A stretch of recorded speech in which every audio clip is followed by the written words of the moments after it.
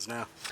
I came out here yesterday and was gonna I was like, I had a comment from somebody that said they wanted me to do a bow video, and thought that was funny because I got a couple up already, but so I was gonna do a bundle bow.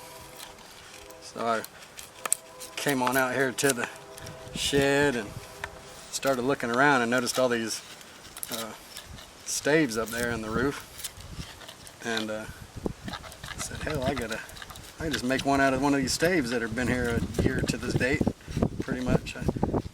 This one had a date on it, it was 2/14. So they've been up there a year drying.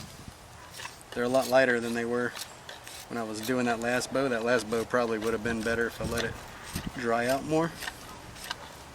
That crepe myrtle bow was great though.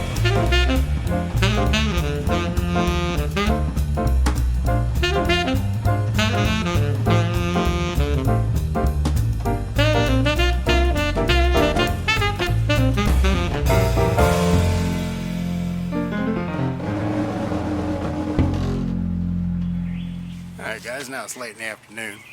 Sun's right in my eyes. Got this bow stripped down pretty good. Now you can see it's a D tiller all the way down, and that doesn't matter at all because it's still not bending, even though it's really thin and tapered and pretty narrow of a stick. I still can't get any. It's probably 100 pounds right now easy if you could even bend it that much. So that's good. I don't want it anywhere near bending. I'm going to rub this mullet grease on there. And this is just vegetable grease. It's canola oil actually, and it's got all the fry in it too, so it's cool. It's got fish in it. I'll rub that in here real good and let it soak up as much as it will. It won't very much because this is so dense of wood, but I'll let it soak up as much as it wants to, and then I'll take it over there and throw it in the steamer.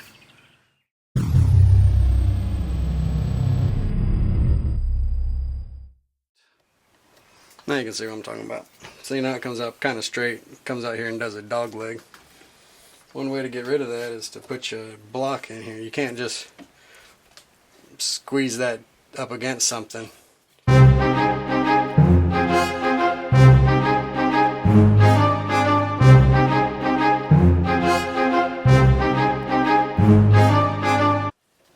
See, this is doing a couple things here with this. It's pushing in against this one. It's bending it in a little bit here, but it's also bending this out a little bit here.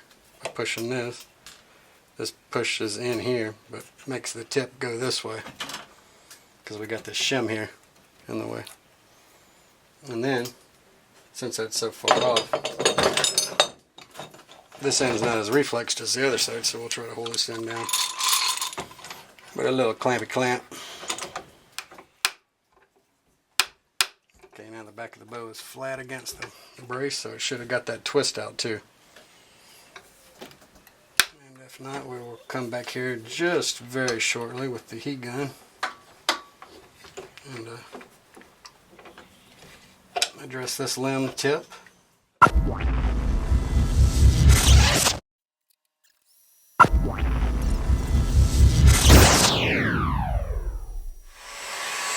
This time I made sure I oiled my form first. Put a bunch of oil in here so I don't, when I'm going back and heating it with this, it don't burn my form up.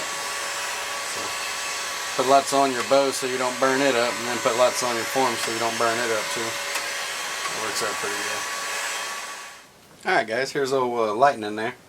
I'm going to try to get this baby dialed in just right, and I'm just using the Mora knife.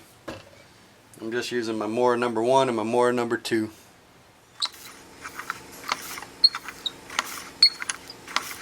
Okay, the left side's my weaker side, so I got a little bit more tillering to do to make that right side equal that left side. That left side's got a nice profile to it. I kind of like that. But that right side's got a nice D profile to it. I wish I would have had that on the other side. But anyways, I'll match out right side to the left side and it'll still look pretty cool. Alright, let's do that. So what I've been doing, I have this string on here, and it's kind of tight, and I can kind of judge and see that this is where it's bending, and this is about a foot 14 inches from the end. So I can look down here at my other side and go, if I don't match that, I got to kind of remove some wood right here opposite of that. And it's a fine line because you don't want to put a hinge right there. So I'll just smooth out this middle section a little bit right here with some sandpaper for a while.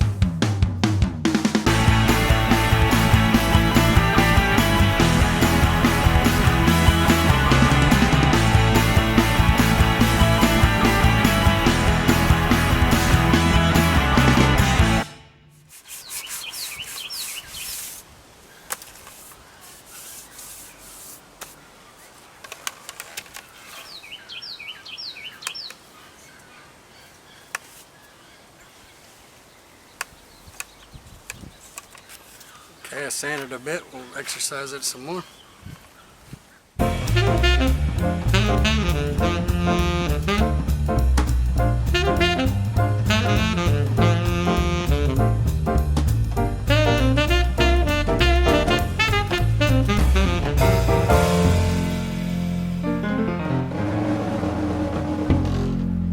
What's happening, guys? Phil here today. I want to talk about this crepe myrtle bow that I've been building. It's based on an English longbow design. It bends through the handle, Debo style. But, Debo, give me your back, fool. Anyway, it's a Debo. It bends through the handle. I was going to try to make it like an English longbow, but it ended up not wanting to do that. I could tell it was wanting to bump up and cause ridges on the belly. So I trimmed it into a flat bow, even though it still has an English longbow length and profile pretty much.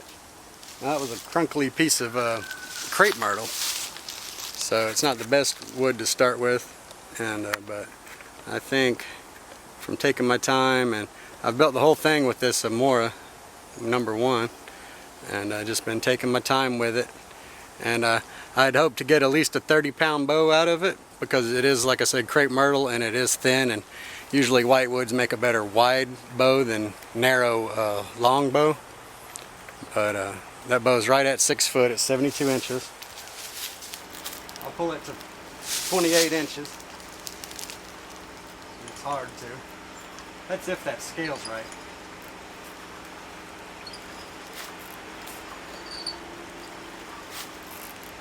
Okay. There we go. 28 inches at, 40 pounds at 28 inches. So that's way more than I thought I was going to get out of it.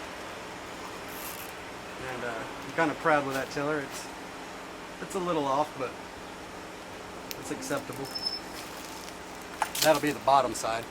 So let's go shoot this baby. I got to see what she'll do, man. I'm excited. Let's go see what she'll do. Okay, here's my new bow. I'm going to shoot it for you guys. If I can get in the picture, I know I'm going to be back to you, but maybe you'll be able to see the bow better that way. Let's see.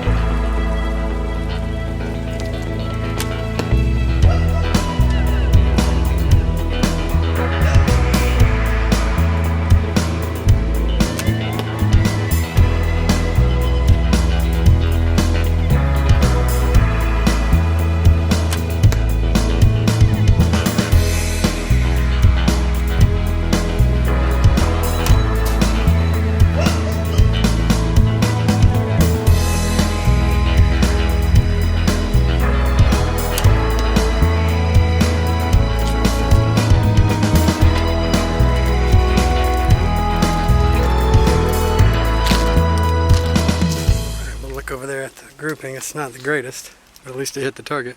That's 50 feet away.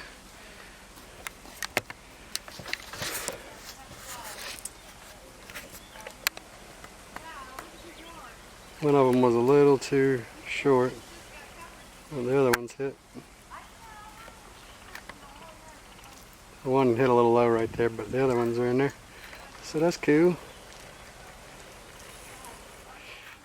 Okay guys, I shot my bow about 30 times I think, and so now I want to take the string off and see how much set or string fill I have.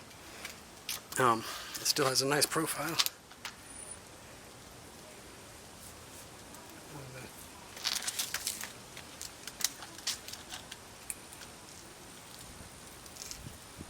Can't quite tell if it's all in there or not. Here it is right after stringing, right after unstringing. And it has about 2.5 inches of set string fall.